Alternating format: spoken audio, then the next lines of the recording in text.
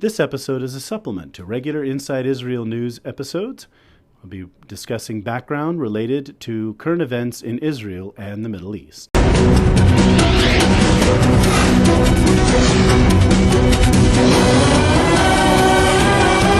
Captain's Log Supplemental. This supplement is part 2 of a 2-part supplemental on the structure of the Israeli government. In the last part 1, discussed the court system and the presidency, Israel's ceremonial presidency. Now we'll go on and talk about the Knesset and the cabinet and local governments. I hope you're ready for fun and excitement as we get into the real meat and potatoes of the Israeli government. Now we're finally on to the Knesset. As I've described before, the word Knesset means assembly, community, or community meeting, or meeting place, like the Beit HaKnesset is a way that the synagogue is described, sometimes using Hebrew, although we've come to use the Greek term synagogue to describe it. But in Hebrew we say Beit HaKnesset, the house of assembly or gathering, right? So that's what the Knesset means. But the Knesset is Israel's parliament. So what is a parliament? What defines this organ of government that is so important to a parliamentary system, and what makes it a parliamentary system? A parliament is primarily an electoral body. This is a point that Walter Bagehot really made very strongly in his works, writing about how the British system had changed. The point of a parliament, once it is elected, is to choose an executive and to keep that executive in office, in essence. When you elect a parliament, you are electing the government that results from it, the prime minister and the cabinet. Well, in a parliamentary system, that government and that cabinet serve only so long as they have the support in real time of a majority of parliament. So it's like, imagine in America if our electoral college were combined with the House of Representatives, right? The electoral college would stay in office and could recall the president at any time and replace the president, elect a new president if they so chose. In fact, Walter Bagehot made that observation, that very observation about our electoral college. He pointed out that Alexander Hamilton missed creating the first parliamentary system by just a hair, because if those electors had just continued to serve in office once chosen and had a power to elect a new president or to issue a vote of confidence against the president, then that would have been a parliament. In the British system, the electoral body arose out of the House of Commons, which is also the lower house of the legislative body. Ultimately, the House of Lords became irrelevant, and I'm not going to talk about that much beyond this. So a parliamentary system requires only a single house, or what is called a unicameral system, as opposed to a bicameral system. In Britain, in the United States, we have 2 houses. We're bicameral. In Israel, they have a unicameral system. So it's one house. And this one house acts as both a legislative body and an electoral body. Primarily, it's an electoral body. Once it is elected a government, that government does lead the process of generating, drafting, and proposing legislation along with making policy, right? So it will do that together, right? So the cabinet, the president, the minister of defense, the foreign minister, the minister of justice, these people will meet and they will decide, we want reforms to the judiciary, right? So they will enact that policy and draft any legislation that goes along with it. And once that legislation is drafted, they'll be the people who implement it. Very different structure of government from ours here in the U.S., where the executive and the legislative are separate bodies and they're not accountable to one another. When Parliament elects a prime minister, Parliament is bound to vote for what the prime minister proposes, right? If they propose a landmark reform or the budget or what have you, and Parliament does not vote for it, then they're not voting against the budget, they're voting against the prime minister and the cabinet. This is an important difference in parliamentary system. When the budget passes, they're not really voting on the budget, right? So if you're a member of Likud, let's say, and you don't like that there's a line item in the budget, let's say, for sports and recreation spending, right? If you were in the U.S. Congress, you could vote no on the budget and just say, well, I'm voting no on the budget because there's this line item in the budget that I don't like. But because a separate legislature, that's your job as a legislator, is to vote yes or no on legislation roundly on your own conscience. But in a parliamentary system, when you vote to elect the prime minister and you've seated a government, if you don't vote for that government's landmark legislation, if you don't vote for the budget, you're not voting against the budget, you're voting against the government. And that's the difference. So often in parliamentary systems, if the budget fails to pass, the government will resign. It's often the case. And I just mentioned, just a bit ago, that in 2014, the government's choice for president was almost defeated. And it was noted at the time that had the Ruby Rivlin gone down, if Meir Shedrid had been elected president of Israel, that would have caused the government to collapse. Basically, Netanyahu's government would have fallen right then and there. It went on for many, many more months before it finally broke down and new elections were held. But that kind of showed the first cracks in that government. It showed weakness. Okay, so that's the difference. Now, votes of confidence, all right? The parliamentary system was built out of a vote of no confidence against a prime minister. Again, something I won't go into. But the point of a parliamentary system is what Winston Churchill called an accountable ministry. Ministry in the sense that the prime minister and all of the ministers of the cabinet are accountable to parliament. So if parliament gets the feeling, since they were elected by the people, that while they are elected to enact a certain agenda, let's say like Israel's going to have a large right bloc, so we can just generally say that Israelis right now are in the mood for a right-wing agenda, generally speaking. If the prime minister is not enacting that kind of agenda, if the prime minister is personally incompetent, if he or she just does not have what it takes to do the job, or if they embrace an unpopular policy, then it is the duty of Parliament to assess whether the Prime Minister is still in keeping with the people, if the Prime Minister is still popular. If the Prime Minister does not maintain the support of the people, it is the job of Parliament to vote no confidence, cause that government to resign, and elect a new government that will have the popularity of the people, or to go to early elections. And this is where we introduce unfixed elections, flexible elections. This is something fun. So when we have elections here in the United States, we know for a fact that on the first Tuesday after the first Monday of November, every even-numbered year, we have an election for the House of Representatives and the Senate. That third of the Senate that's up every 2 years for election, and any special elections that are going on. And every 4 years, every even-numbered year, easily divisible by 4, if you want to go with constitutional language there, we have a presidential election. We vote to decide for whom our state should cast their electoral votes. Because you don't actually vote directly for president, you vote to choose electors, because we have an electoral college. In any case, we have those elections at fixed points, right? The president enters into his or her term at noon on January 20th of the odd-numbered year that follows an election year, and that is fixed. That president who is seated will leave office 4 years later on January 20th at noon. Congress can move that day around a little bit. Like if it should fall on a Sunday, they can, by law, move it to the Monday afterward. But generally speaking, those dates are set by the Constitution, and those are final. The term of the president is fixed. The elections of the president and the House of Representatives and the Senate are fixed by law, and they happen regularly, right? If for some reason we should have a special election, right? If a representative resigns in the middle of their 2-year term and a special election is held, then that representative who wins will be back on the ballot a year later for re-election, because the election happens in November of the even-numbered year regardless, right? We don't say, well, that person gets 2 years from that time that they're elected. In a parliamentary system, they hit up to 4 years from the time of any election.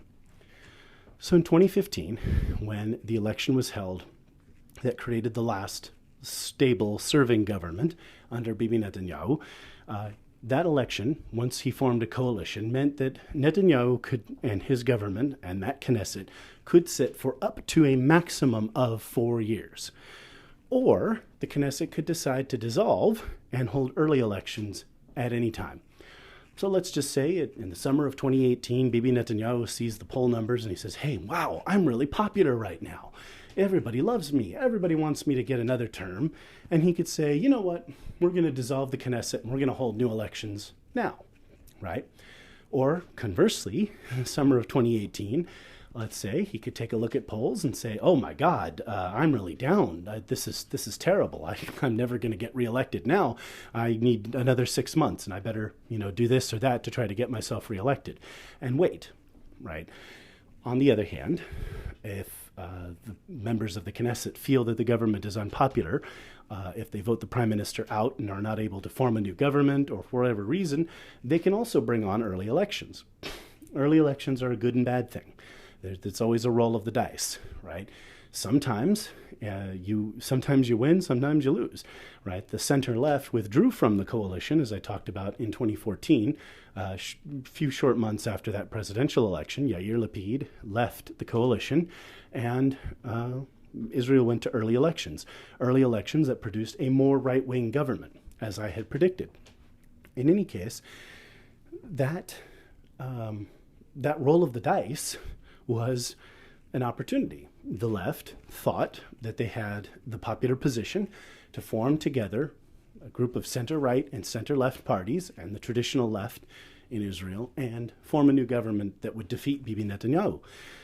But they miscalculated, and it backfired. Bibi Netanyahu instead was able to win the election and serve for full 4 years.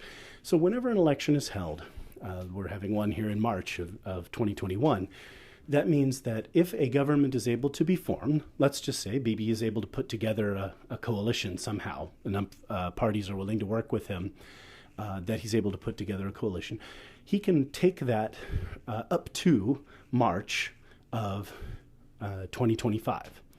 Right? There'll have to be an election sometime between 2021 and 2025. He can go up to the full 4 years.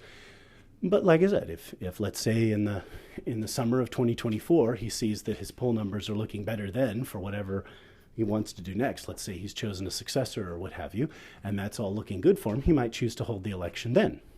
Or let's say 2 years into his term in 2023, one of the parties in the coalition feels like it's not getting its agenda passed and is starting to feel the strain. Let's say their constituents are not happy with the government.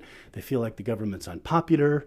That party could leave the coalition, and if he's not able to patch up a coalition to bring in enough parties to have a majority, then that would bring on new elections. Right? So that is, in essence, how the Knesset works. And because it's a multi-party proportional system, and parties run lists of candidates instead of having single-member elective districts based on a geographic boundary like we have here in the U.S., and voters cast their votes for political parties.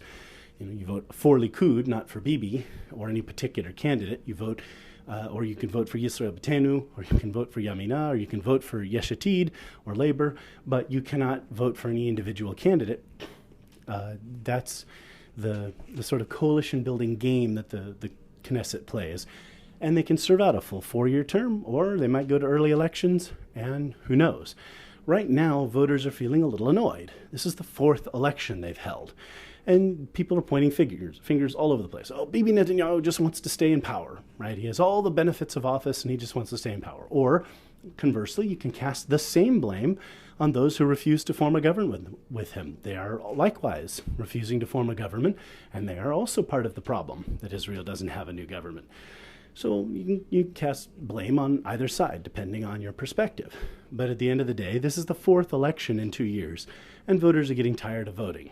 So it would be very reasonable for the politicians who are running to find some way to form some kind of government. It's incumbent upon them. If they don't, they may find an electorate that is angry enough to start punishing people. They're already punishing Benny Gantz for joining the coalition with Bibi Netanyahu. Could they punish center-right parties for refusing to join a coalition with Bibi Netanyahu. Yisrael Beitenu, who have joined that group that are refusing to join join in a government with Netanyahu, they're way down in the polls. Center-right voters are not too happy with that.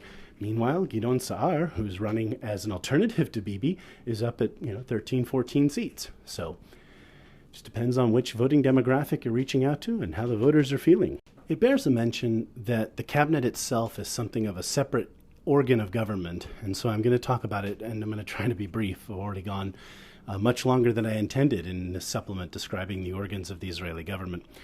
When a coalition is formed, you want to reach what we call in parliamentary language, the language we use to talk about these things, the minimum majority coalition, or MMC. The minimum majority coalition allows you to have a majority with the smallest number of parties in the coalition. Some political systems, like say Sweden, they like to get 80% of the political parties, representing 80% of the voters into the coalition. But at the end of the day, most political systems want to get to a majority the shortest way possible. And that's fairly reasonable because some of the things you have to do to form a coalition, like dole out cabinet seats, can get monotonous, right? If I'm Bibi Netanyahu and I'm the head of Likud, the largest party that's going to sit in a government led by Likud, I'm going to want most of the cabinet jobs for my party. I want to reward the people who work in my party, who are loyal to me and are doing their job keeping me in office. I want those people to hold cabinet seats. Why do I want to give them away to political competitors, right? That would be troublesome, right? So you might imagine that if Bibi Netanyahu, for example, had to invite Gideon Sa'ar into his coalition, what's he going to have to give him? Well, probably at least a rotation in office as prime minister. So he would have to give him, let's say, the high-ranking job like defense minister or foreign minister. Foreign minister is like the Secretary of State, heads the diplomatic mission, and represents Israel with foreign governments. Right? So you would have to give him a high-ranking job like that, and then after 2 years, you'd have to give him the big job. Right? That's a lot to ask in forming a government. Obviously, Bibi Netanyahu would prefer not to have to give that. He may have to give that deal to Naftali Bennett just to get close to having a majority. Same deal, right? Same kind of problem. So if he's going to form a coalition, he's going to have to dole out certain cabinet seats to different people. And someone might want a very high-ranking cabinet seat like the defense ministry.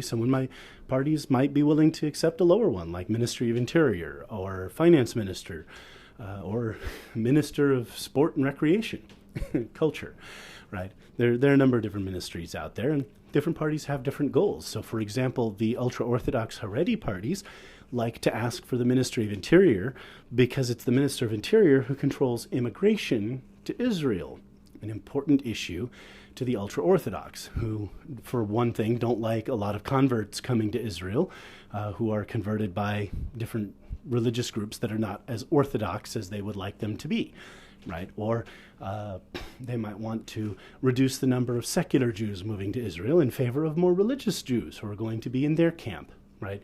So that's a job they like to have, is the Ministry of Interior, whereas someone like Yair Lapid, in order to join the coalition, might demand that for his party because he would want to prevent the Haredi from having it.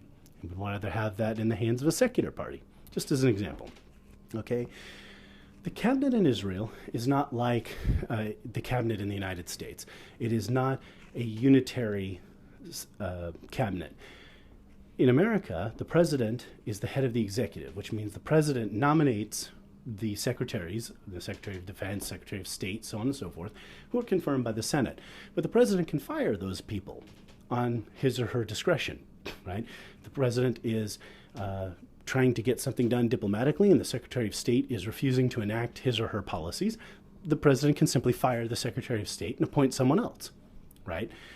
That is not the case in most parliamentary systems. It's a little bit more collegial. Now, in Britain, they do have a more central cabinet system where, in essence, the prime minister kind of heads the cabinet, and the prime minister can hire and fire ministers a little bit more at will, as long as the prime minister maintains the support of the majority, obviously.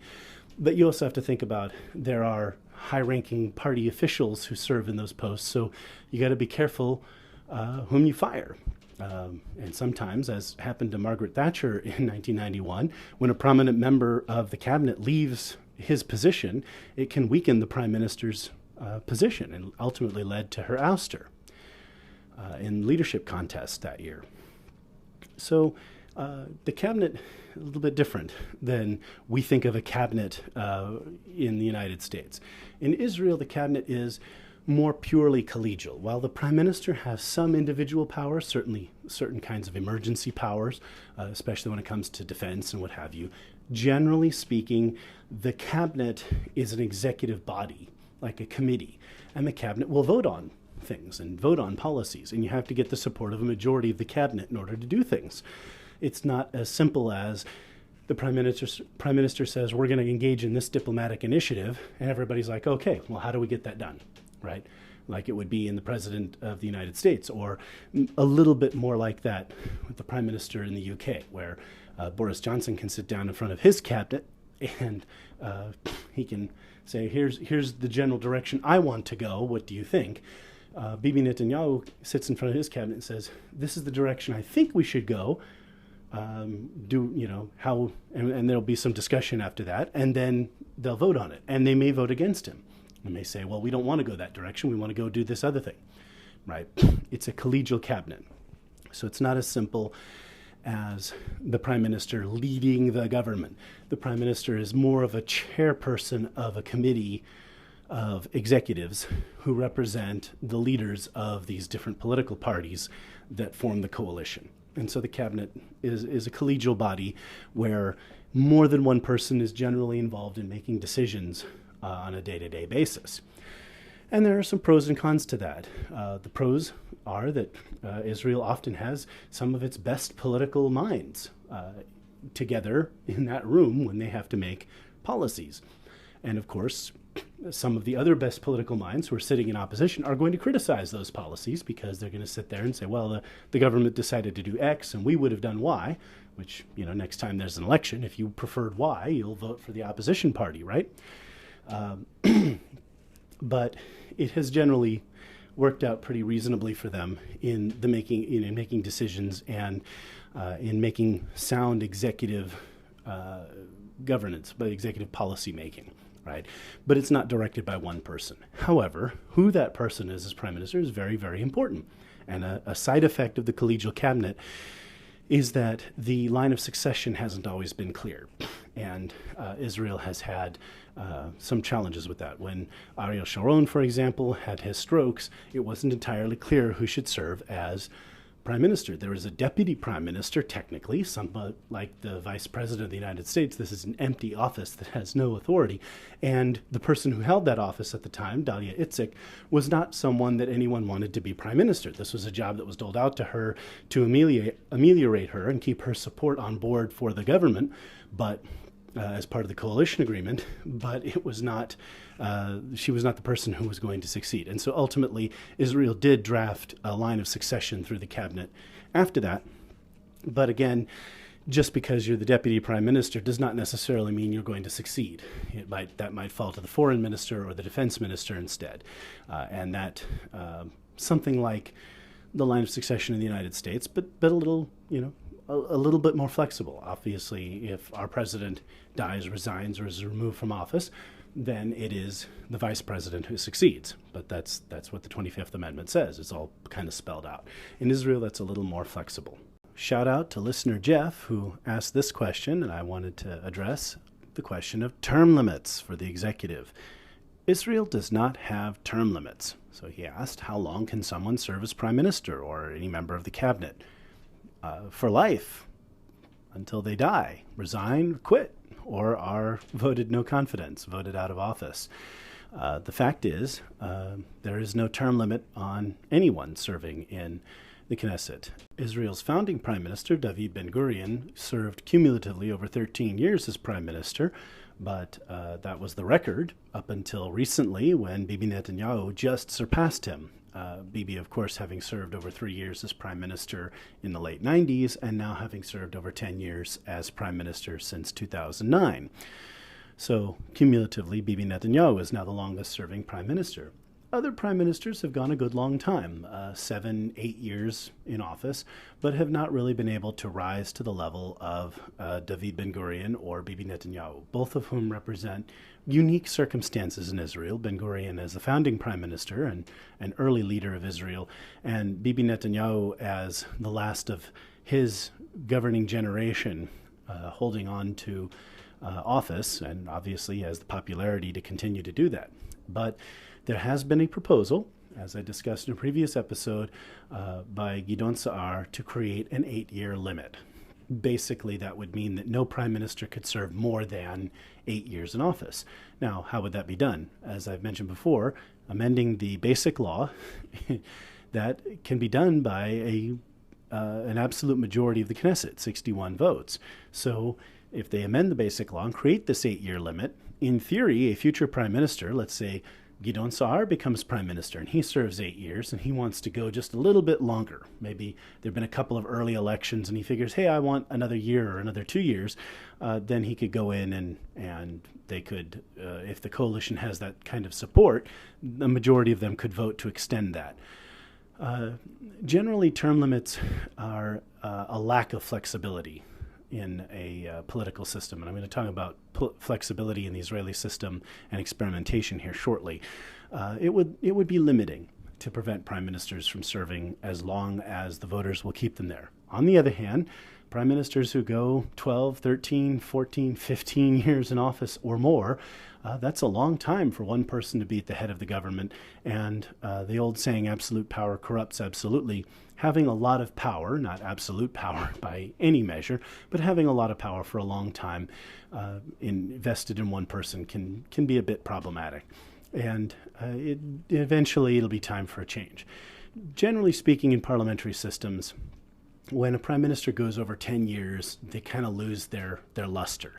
And rarely do prime ministers go longer than that. In Britain, it was the case with Maggie Thatcher, who went just 11 years in office, and again with Tony Blair, who went 10. That around 10 years, they start to lose their popularity and fall out of office. In some parliamentary systems, like Germany, it's not uncommon, as it were, for a chancellor to serve 16 years in office. Helmut Kohl served 16 years in office, although somewhat unique circumstances, because he also led the reunification of Germany in the early 90s, toward the end of his third term, and continued with that progression through his fourth term. Again, somewhat unique circumstances. And in Germany now, Angela Merkel has gone 4 terms and is rounding out the end of her fourth 16 years in office. But to a large extent, the last term was won by her political opponent, Martin Schulz, committing political suicide. So sometimes this happens in politics, that leaders are able to go a long time. But 8 years, 10 years, somewhere around there should be about how long people serve in any sort of, I want to say, consecutive holding office as prime minister.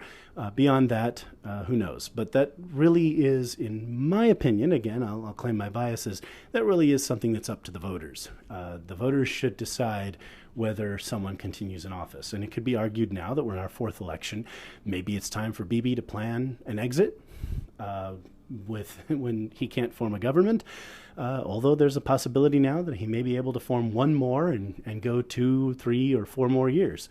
Who knows? At the same time, it could be argued that if you create artificial limits, a good prime minister might leave before the voters want them to. Again, if Gideon Sa'ar comes to office and proves to be the greatest prime minister since sliced bread, and Israelis love him, then after 8 years in office, is he really going to want to quit knowing that he could have had that 3rd term or maybe more? So that's one of those questions that, again, it goes against flexibility, but we'll see. If Gideon Sa'ar is able to put together a coalition, he'll have the opportunity to push that reform. Israel also has a number of local governments. There are 6 regional councils in Israel that govern large regions. They don't have a lot of power, but they do represent certain regional interests. But those, like I said, those governments are not incredibly important. but the leaders who serve in those regional councils for different political parties do have a tendency ultimately to make it to the national party list. So those can be important stepping stones for those who are looking to serve in the party apparatus and get themselves on the ballot to run for Knesset. Likewise, Israel has a number of cities, and those cities and city governments are fairly similar to what you'll see over here.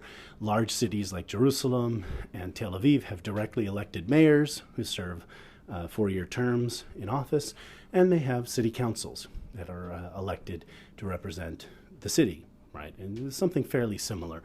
And small cities, small towns have likewise fairly similar city governments with rotating mayors instead of direct elected mayors. Again, fairly similar to what you'd see here in the United States. And likewise, responsibilities are fairly similar. Cities maintain the roads and that kind of thing. However, as I've noted, Israel has a national police force, so local authorities do not control law enforcement or have their own police forces or what have you. They just regulate local business practices, plan and lay out roads, streets, and development within their cities and things of that nature. My final note here is, as I wrap up talking about the structure of the Israeli government, I want to talk about flexibility and experimentation, because it's really important to understand that in Israel. Israel doesn't have a fixed constitution that is difficult to amend like ours here in the U.S., and Israelis have been willing to experiment with different structures of government and propose different things. Obviously, one of the major issues that's out there right now is that Gideon Sa'ar is proposing a decentralization of government authority, the doling out of responsibilities to the local level in a greater quantity.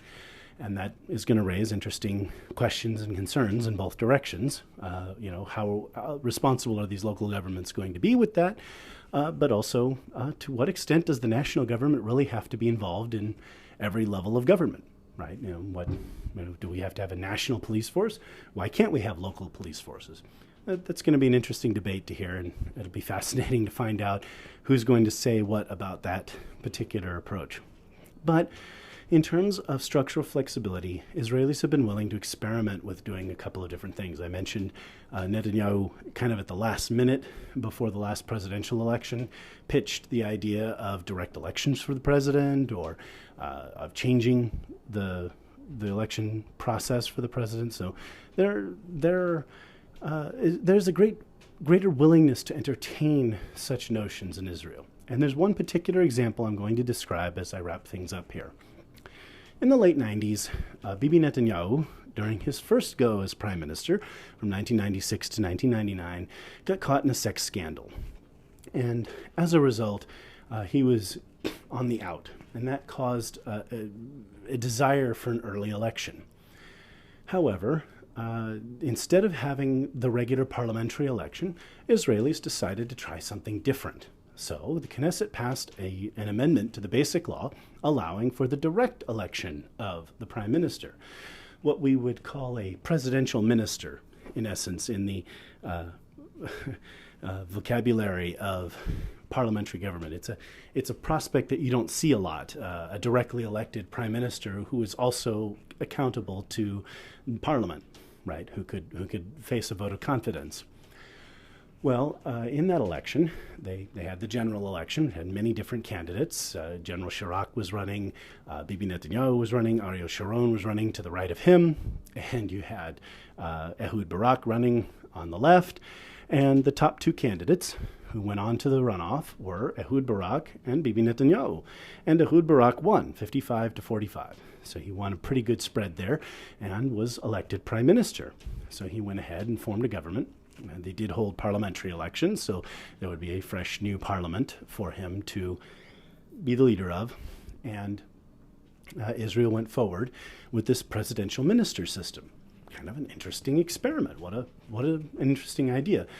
This is somewhat similar to the way France does things. Briefly, the French will hold a presidential election, and then they'll hold their parliamentary elections afterwards, so that basically whoever wins the presidency, the electorate will choose that person's party to serve in Parliament and give that president the legislative authority to govern, right?